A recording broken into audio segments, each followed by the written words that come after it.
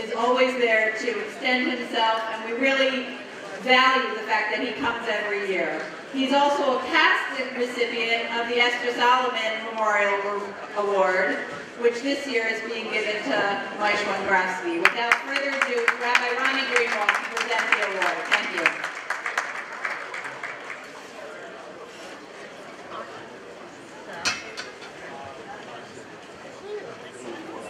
A Rubio moment, gentlemen.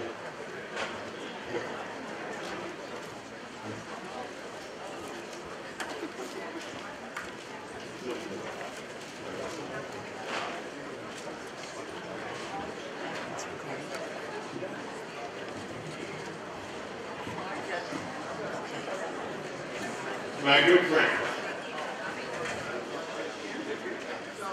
with Levitt Cohen,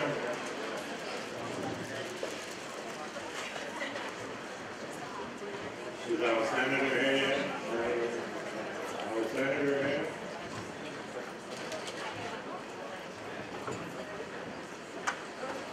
To our new executive director, volunteer executive director, Miriam Kirk.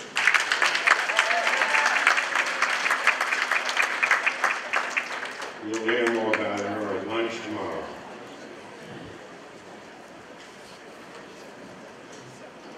I usually start with a little bit of humor, and one of the subjects, even though it's a serious subject, I talk about kids that go off. And just recently, there was a story about two Hasidic kids that wanted to do their new thing, and they walked into McDonald's, and one of them said, "Budi, you ready to eat the sandwich?" And the guy said, "Chaim, you're crazy? You're off the derech." He said, "Baruch Shem Kavod Nafesh."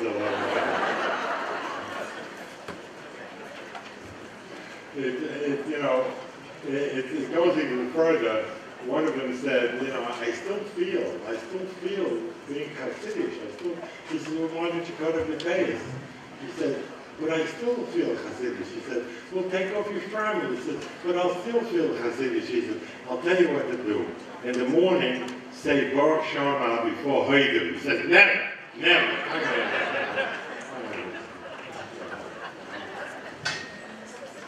Yeah. I remember there was a little bit of a discussion where a family was arguing of what to name the kid Muncie. So they went to a therapist. How do you decide they want the mother's family, the father's family? So these people, they were fighting about it. So they decided everybody will write a name, and they'll put it in a hat. They'll put it in the Zadie's hat. And whatever name they pick out, that's what they'll name the kid. I want you to know this is the only kid in Muncie whose name is 7 1/8. Anyway, for years, I speak about the issue of boys and girls that are challenged. I'm not too crazy about the word off the derech, it's at risk, so I use the word challenge. And when I opened up the first school of this kind, Muncie Academy for Girls, about 10 years ago, parents would call me after 2 weeks and say, "How's my Chaya doing?" I said, "Well, she's in school." I said, "But how is she doing?" It's already 2 weeks. So when I was a little younger and a little more aggressive, I would say to parents, for 16 years, you helped arrange for the kid to go off, and you want me to do it in 2 weeks. Wait a couple of years. And that's what I believed 15, 20 years ago, and I believe that today. It's a process. I want to talk about that process for a few minutes. I always felt that, and I'm sure you've told parents the same thing, whatever Torah you put into the child, or in the school that she went to, whatever you put into the child is still there.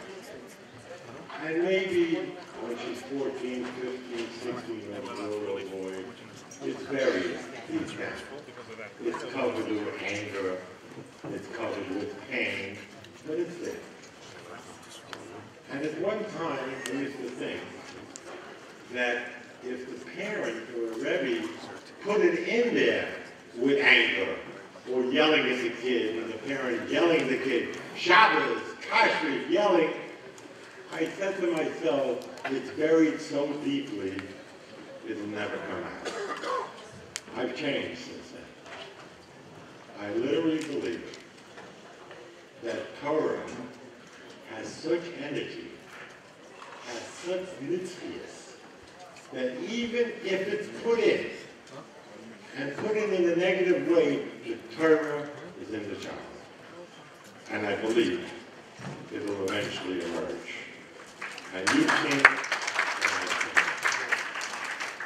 I saw Rashad speaks on the word Kol Yaakov. They tell a story that Rav Zilberstein from Bnei Brak wanted to open a yeshiva in Beit Dagon in 1948. And he went to Rashad and asked him, where should I build a yeshiva? In the middle of the town, in the corner of the town, because there's a Gemara that says you should learn Torah away. Rashad told him, build it in the middle of the city. And he built the yeshiva. And Rav Zilberstein walked in one day and saw an older gentleman sitting in the Beis Medrash learning. And he asked him, what are you doing here? He said, let me tell you, I was in a battalion in 1948. I was in the army. And we tried to capture Beit Dagon, which is now around Congo, and were repelled by the Arabs. We made another attempt after we lost some soldiers, and we went back, and we were repelled. Before the third attempt, there was a young Orthodox boy in the army and said, I have a Mishnayos. Let's learn the Mishnah. And this older gentleman said, I never heard Mishnah. I didn't know Torah. But I remember him saying over the Mishnah, he said, we went and we captured the town. He says, 40 years later, I was walking through the city, and there was this building, and I heard this enchanting melody that was in my head from 40 years ago. And I walked inside, and they were learning. And that's why I'm here today.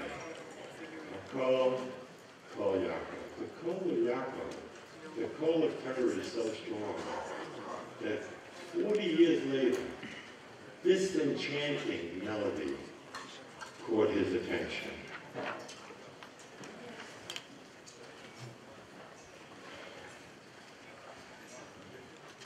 People always come to me and say, what's happening with Yiddishkeit today? Is it exploding? Is it imploding? We have so many kids off. We have so many molestations. We have so many divorces.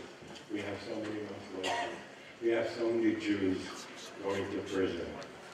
What is happening with Yiddishkeit? So I want you now to take a few seconds and think back. Take 5 or 10 seconds. Think back to Yom Kippur, the last Yom Kippur, when you were in shul and you sat in shul. And it was Nila time. And you sat a whole day, and you cried, and you davened, and you prayed. And you came to the end of Nila.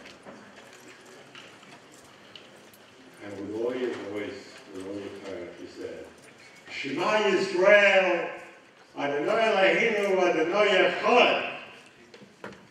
And after that, with even more power, you clenched your fist and you looked up to God and said, Baruch Shem Kavod, Malchus Olam